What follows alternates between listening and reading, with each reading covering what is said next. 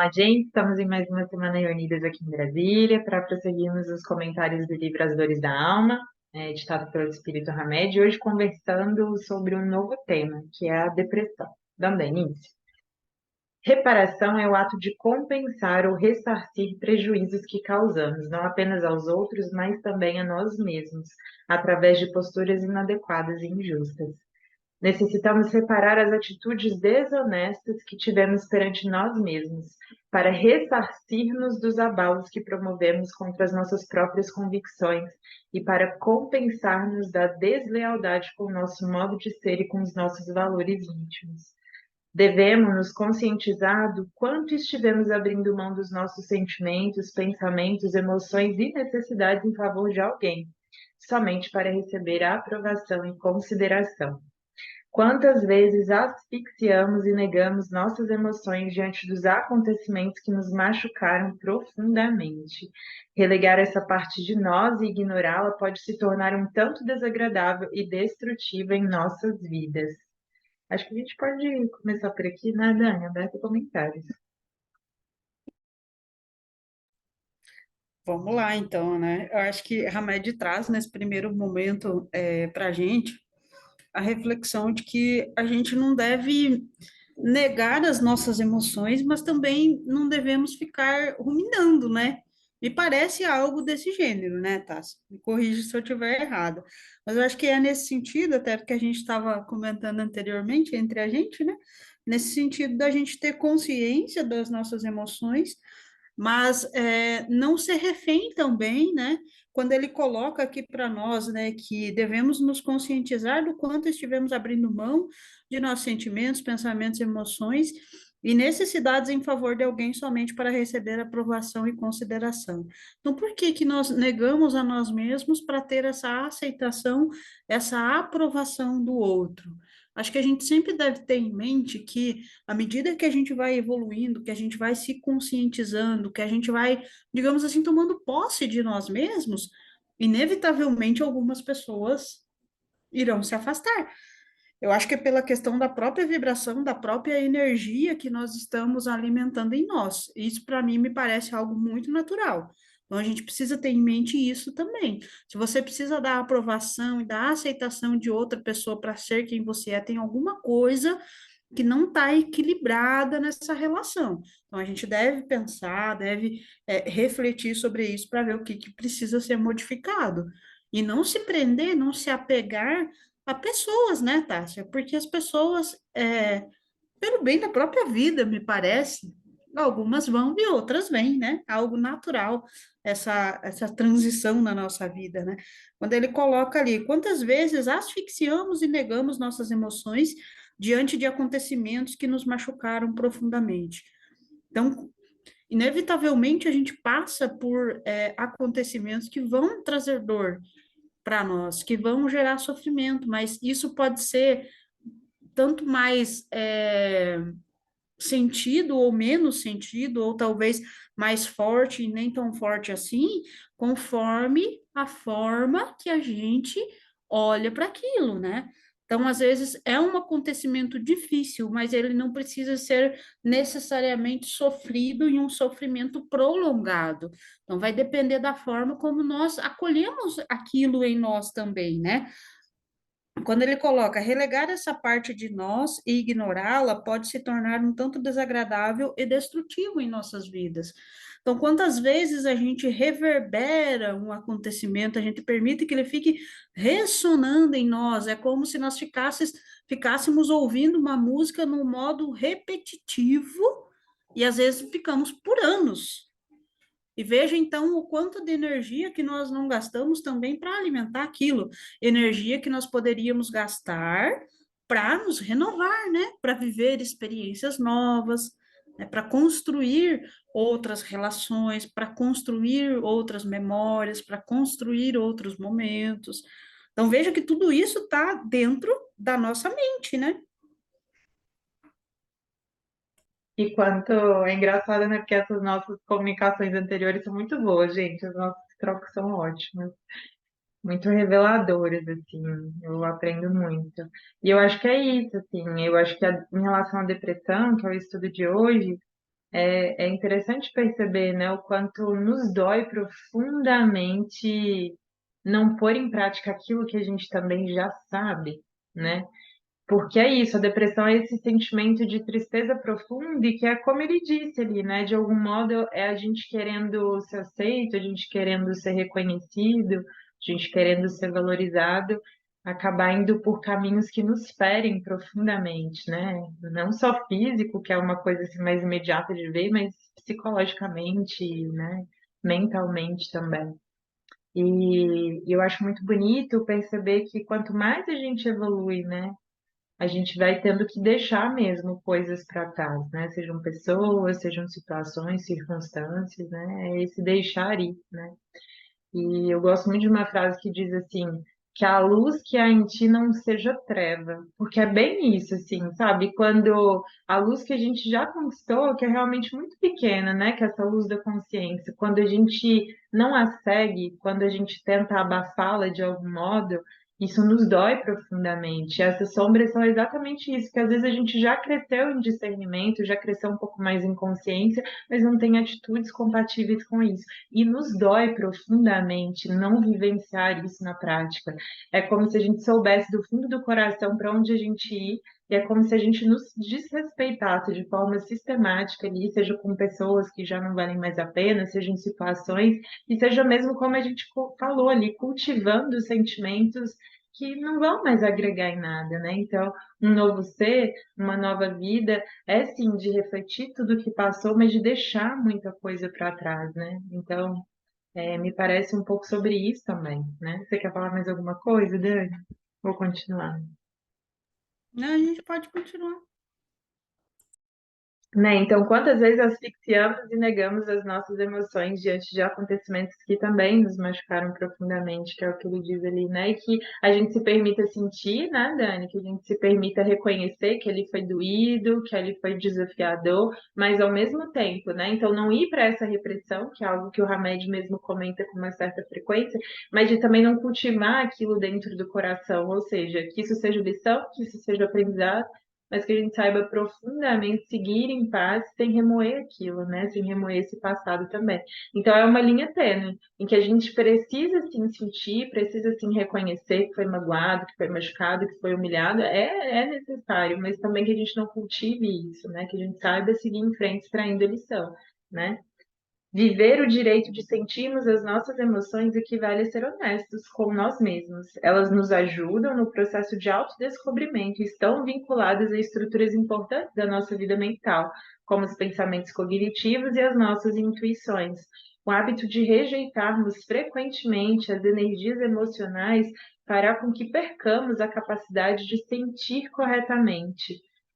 E sem a interpretação dos sentimentos, não poderemos promover a reparação das nossas faltas. Para repará-las, é preciso estarmos predispostos a dizer o que pensamos e a escolher com independência. Para repará-las, é preciso termos a liberdade de sentir o que sentimos e de viver segundo as nossas próprias emoções.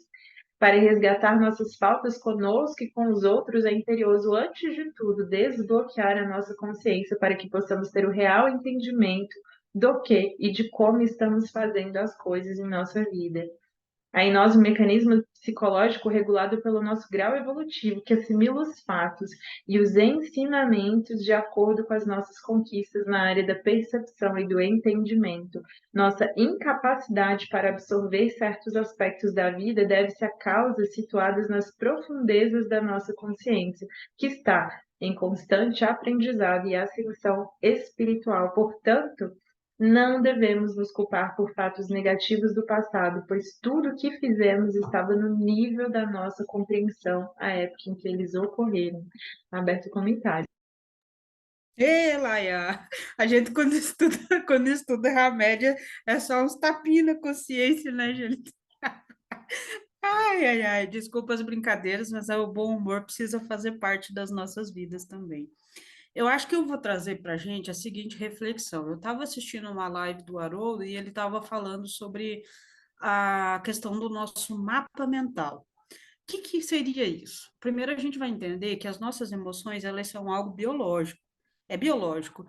Um estímulo Recebemos o estímulo 3 milésimos de segundos depois nós temos a emoção, seja ela qual for. Depois da nossa emoção vem o nosso comportamento. Isso é o que a gente consegue dominar, o que a gente consegue educar. Então, o que, que é interessante? O nosso mapa mental ele é construído a partir dessas duas questões, das nossas emoções, do nosso comportamento diante daquilo que nos acontece, e nós vamos criando alguns padrões que a gente tem. Então, por exemplo, assim, a forma como nós vemos relacionamento. Está no nosso mapa mental. A forma como a gente vê o ser pai, o ser mãe, a forma como a gente vê o trabalho. Então, tudo na nossa vida está nesse mapa mental. O que, que é mais interessante?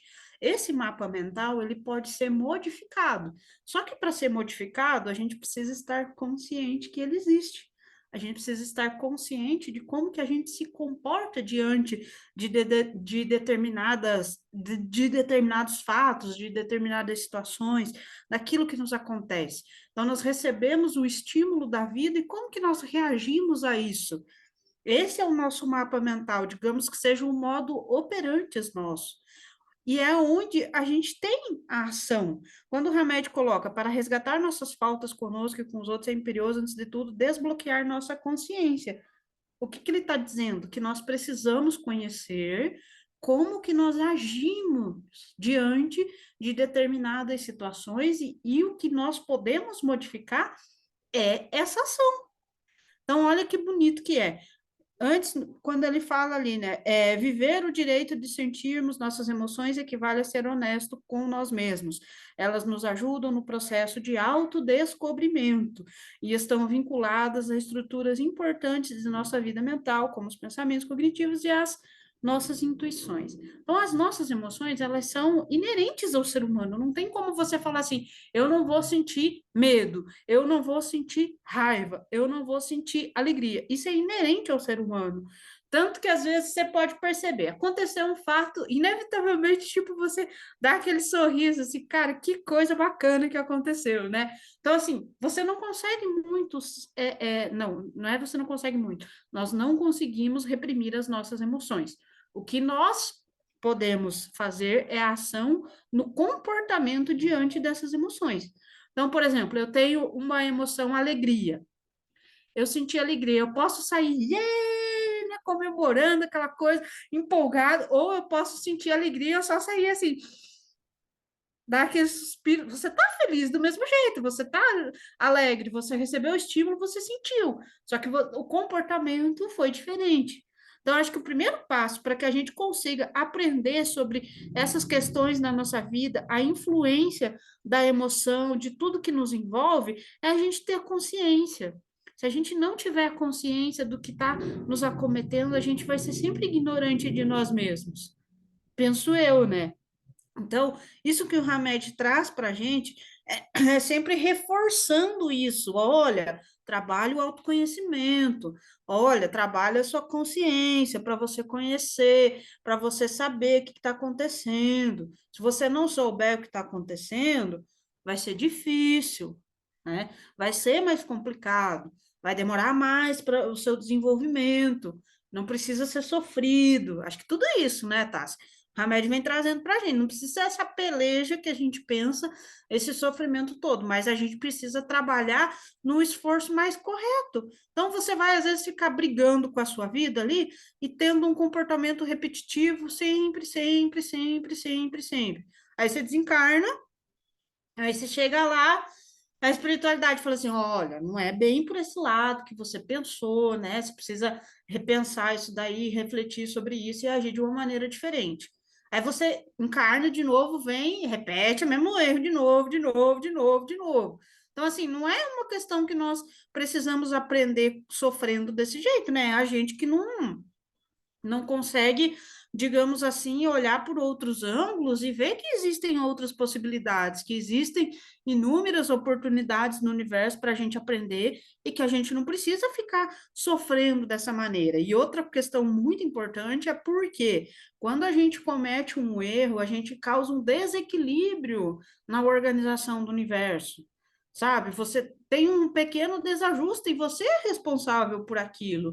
À medida que você adquirir consciência, você vai ter que fazer a reparação daquilo ali. E essa reparação não precisa ser sofrimento. Eu sempre gosto de um exemplo que eu li em algum livro, não me lembro qual, mas que em uma encarnação a pessoa era um fuzileiro de guerra e ele matou muita gente. Então ele tinha aquele compromisso de ter tirado muitas vidas. Em outra oportunidade, ele veio como médico, um cardiologista que salvou inúmeras vidas. Então a gente vê que a reparação é um processo de você fazer uma benfeitoria para o universo. Não necessariamente as pessoas atribuem, por exemplo, ele matou muitas pessoas, então ele vai ser assassinado. Então não está vinculado a um acontecimento, digamos assim, triste, né, Tássia? Mas sim vinculado a uma reparação que você deve fazer um ajuste às leis universais que você desajustou, simplesmente isso. A forma vai correr muito pela consciência que você tem. Vou deixar você falar, que eu já falei bastante. E eu achei tão bonito que você trouxe isso, porque me veio muito o Paulo, né, também. E há 2000 anos, né, que é aquele romance escrito pelo Emmanuel, ele vai contando muito a história de Estevão, né, e ali, aliás, de Paulo e Estevão, né, não é há 2000 anos, mas de Paulo e Estevão, e aí ele vai comentando mesmo ali as fases de Paulo, né? Então, veja, que esse potencial destrutivo que era ali Saulo naquele momento, perseguindo os primeiros cristãos, tudo e tal, e a potência que virou Paulo depois disso, né? Então, o que me parece que muitas vezes é isso, a gente, ao ascender um pouco mais nessa escala evolutiva, ao olhar para trás, né, a gente vai vendo muitos desacertos que a gente cometeu nessa vida, né? Ainda bem que tem um esquecimento, que a gente não percebe o que fez em tantas outras, né? E aí essa beleza da vida de nos renovar mesmo nas oportunidades. Mas e é entender isso, sabe? Muitas vezes a gente olha hoje com a consciência que tem, olha lá para trás e fala, poxa, ali eu podia ter feito diferente, ali pisei na bola mesmo. E dá essa dor, né? O que ele chama ali dessa depressão, dá. Porque a nossa consciência nos cobra, né? Mas aí Hamed vem ali falando, né? Não adianta muito a gente ficar rememorando o passado, rememorando essa culpa, né? Porque a culpa não constrói nada. E é interessante perceber que aquele momento a gente estava dando o nosso melhor. Muitas vezes a gente desconhecia o que hoje a gente sabe, muitas vezes a gente era uma pessoa muito diferente pelas próprias leis da evolução, né? Mas aí, o que que é que então a gente deveria fazer ao olhar tudo isso, né? Ao olhar para trás, ao conviver com essas dores, que não adianta também reprimir tudo isso, mas é fazer uma reparação justa com a vida, né? Construir daqui para frente. Eu gosto muito do exemplo de Paulo, porque eu acho que ele cometeu erros assim terríveis e na mesma vida, porque a gente não precisa de outras vidas para se modificar. Mas um intuito genuíno de modificar a nossa vida, sabe? De pensar assim, olha, aquilo que eu fiz eu não faço mais.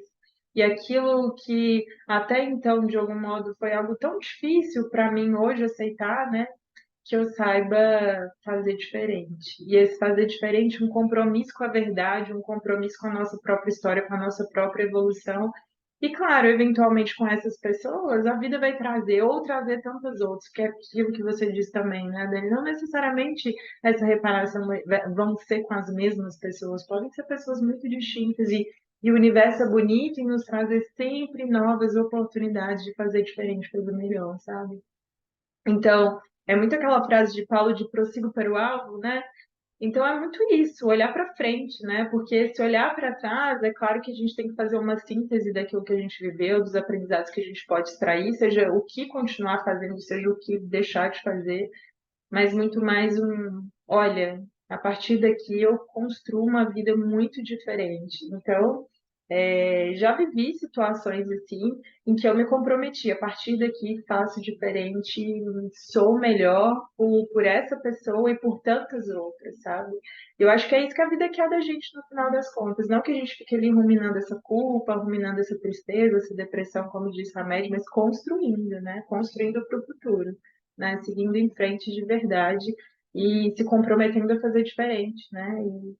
E atuar mesmo no mundo de uma forma nova, de uma forma renovada, né? Você tem mais algo a comentar, Dani, ou seguimos? Eu acho que é uma frase da Joana que eu já repeti algumas vezes aqui, mas acho que cabe, né? Ela fala que um ser consciente não se culpa nem se lamenta, apenas se transforma. E foi justamente isso que aconteceu com Paulo, né? Paulo não gastou energia trabalhando a culpa, remorso, se lamentando. Ele gastou energia transformando aquilo que ele viu que até então ele estava fazendo de forma equivocada, né? E que lindo que foi, né? A transformação dele. Podemos seguir. Então, vamos lá. Poderemos ir resgatando as nossas faltas, reparando-as. Mas não creiais que as resgateis mediante algumas privações pueris ou distribuindo em esmolas o que possuídes. Deus não dá valor a um arrependimento sério, sempre fácil, que apenas custa o esforço de bater no peito, mas sim reavaliando antigas emoções e resgatando sentimentos passados a fim de transformá-los para melhor. Desse modo, reconquistamos a perdida postura íntima, não, a perdida postura interior de vida própria e promovemos a modificação das nossas atitudes equivocadas perante as pessoas. Emoções não são erradas ou pecaminosas, elas não são os atos em si, pois sentir raiva é muito diferente de cometer uma brutalidade. Para repararmos, é preciso saber lidar com as nossas emoções. Não devemos nos censurar por senti-las, mas sim julgar a decisão que faremos com elas. Advertimos, porém, que não estamos sugerindo que as emoções devam controlar os nossos comportamentos. Ao contrário, acreditamos que se não permitirmos senti-las, não saberemos como tê-las sob o nosso controle. Admitindo-as e submetendo-as ao nosso código de valores éticos, ao nosso intelecto e à nossa razão, saberemos comandá-las convenientemente, pois o resultado da repressão das nossas reações emocionais será uma progressiva tendência a estados depressivos. Funciona deste modo uma das possíveis trajetórias da depressão. Diante de um sentimento de dor, fatalmente experimentamos emoções, ou seja, reações energéticas provenientes dos instintos naturais. São denominadas emoções básicas, conhecidas comumente como medo e raiva. Essas reações energéticas nascem como impulso de defesa para nos proteger da ameaça de dor que uma agressão pode nos causar. Se a emoção for de raiva, o organismo enfrenta a fonte da dor.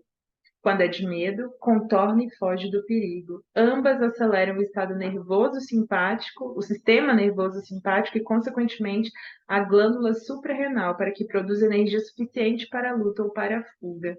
Se essas emoções, medo ou raiva, forem julgadas moralmente como negativas, elas poderão ser transformadas em sentimento de culpa, levando-nos a uma autocondenação.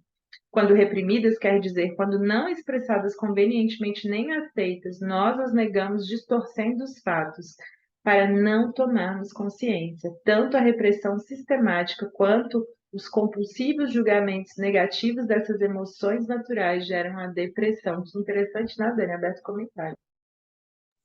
Sim, a MED traz todo um desenvolvimento para a gente muito interessante, já relacionado com aquilo que a gente estava falando anteriormente, né?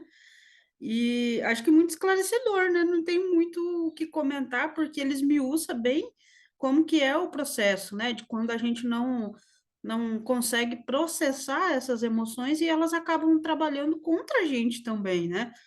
Então é interessante isso. E existem estudos, né, que ligam diretamente isso que o Hamed falou é interessante, que ligam diretamente a depressão à culpa, a remorso, né? A uma tristeza profunda, que é isso que o Hamed colocou aqui para nós também, né? E interessante, né? Quando ele traz essa última parte aqui para mim, quando reprimidas quer dizer, quando não expressadas convenientemente nem aceitas, nós as negamos distorcendo os fatos para não tomarmos consciência. Então, quer dizer que nós mesmos podemos trabalhar contra essa conscientização que é, de fato, o que vai proporcionar a cura, né?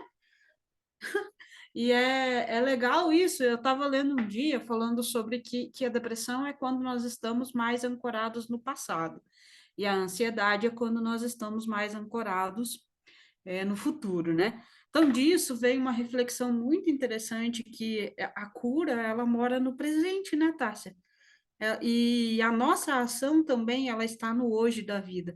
A gente só consegue transformar aquilo que a gente coloca no nosso presente e a partir daí a gente tem alguma ação em relação a isso, né? Isso é muito forte porque geralmente a gente está acostumado a viver lá ou cá, né? E não no aqui, né? E isso, para mim, é a nossa necessidade, a nossa consciência, ela está diretamente ligada à nossa capacidade, penso eu, de viver no aqui e no agora, sabe? De saborear a vida no hoje, de saber o que nós estamos vivendo hoje, de ir organizando a nossa casa mental de uma maneira que aquilo que nós já vivemos não seja o norte da nossa vida, né? Que esteja ali organizado e, digamos assim, sentido, né? Não é não sentir, que esteja sentido, que a gente consiga sentir aquilo que nós vivemos, mas que aquilo não seja a referência, né? Que a referência seja aquilo que nós temos hoje, a capacidade de transformação, a capacidade de modificar as coisas, né? E de não viver ancorado naquilo que foi tristeza, naquilo que foi dor, naquilo que foi medo. Uma das coisas que o Haroldo fala a respeito do nosso mapa mental é porque, às vezes, por exemplo, você teve um relacionamento que foi ruim e ele vira métrica. Então, aí você, a partir daquilo, você mede todas as outras coisas da sua vida, sabe? Então, eu acho que a necessidade também é da gente conseguir ir limpando essas métricas nossas, que são baseadas nos sofrimentos que a gente passou. Porque a Dani da infância, a Dani criança, se passasse por aquela situação no hoje da vida, por uma situação difícil, teria uma reação diferente, né? Então, isso o remédio também coloca para a gente assim que a gente agiu em determinada situação com os recursos que nós tínhamos naquele momento. Então, nós também precisamos ver que no hoje da vida nós temos outros recursos. Aí eu trago uma reflexão da Ana Teresa Camasmi, que ela fala o seguinte, ela conta uma história, né? Por exemplo, você está lá na sua casa e quebrou o pé do seu sofá. E você vai lá e improvisa, coloca alguns livros ali no pé do sofá para que você consiga usar o sofá até que você consiga trazer alguém para arrumá-lo. Só que na nossa mente, às vezes a gente faz a mesma coisa. Então, você passou por uma dificuldade naquele momento de emergência, você arruma uma solução que você consegue naquele momento. Só que daí aquilo fica ali, você vai vivendo daquele jeito e tal. Quando você vê, já passou muitos anos e você continua com os livros lá no pé do sofá, sendo que você já teria condições de consertá-lo ou de adquirir um outro sofá. Então, para a gente pensar que na nossa mente também é dessa forma. Às vezes nós encontramos soluções que naquele momento elas eram viáveis e era o que a gente conseguia. Isso não quer dizer que lá na frente você não tenha outros recursos e não possa conseguir algo melhor, não é? Então, vale a pena a gente sempre refletir sobre isso e não ficar preso àquilo que a gente já viveu, aquilo que a gente já construiu, porque a gente pode se transformar o tempo inteiro e modificar para melhor, né? E é bonito, né? Porque eu acho que se a gente não se permite sentir, a gente também cria esse estado de apatia, meio depressivo mesmo, né? Então é errado sentir raiva, é errado sentir tristeza, eu não me permito. E às vezes no meio religioso isso também é um pouco comum, né? Dessa repressão, ai, é feio, ai, o que vão pensar, ai, como eu sou um ser inferior de ainda sentir tudo isso. Não, né? É sentir, ele deixa muito bem claro isso. O fato de você sentir essa emoção não significa que isso vai tomar conta de você, que você vai ter atos condizentes com isso. Não, sentir raiva é muito diferente, como ele disse ali, de agir nessa raiva, né? Então, que a gente saiba fazer essa separação, mas que saiba entender, aqui me machucou, aqui para mim foi difícil, mas eu escolho fazer dessa forma. E eu adoro essa história do sofá. Acho incrível, porque é isso. Às vezes a gente está tão condicionado, né? E não é só dessa vida, né, Dani? É pensar que muitas vezes, assim, se a gente já age assim nessa vida, sendo um pouquinho mais consciente, imagina em tantas outras, né? Mas eu pensar assim, meu Deus, às vezes quantas vidas eu tô tendo a mesma reação, quando eu já podia fazer diferente. Tudo bem, isso gera um gasto energético maior, gera uma consciência, é difícil, porque para a gente criar uma nova resposta é todo um treino ali de fazer diferente quando as circunstâncias já são desafiadoras, mas é possível.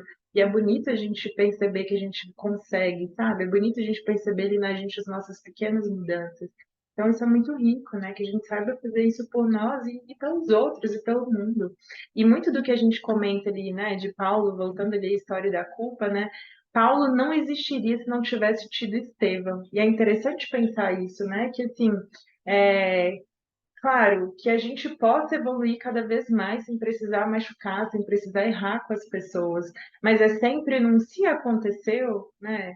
Que pena que aconteceu, mas que a partir daqui eu me transforme completamente, eu modifique a minha vida completamente. E é possível, a gente percebe isso também, né?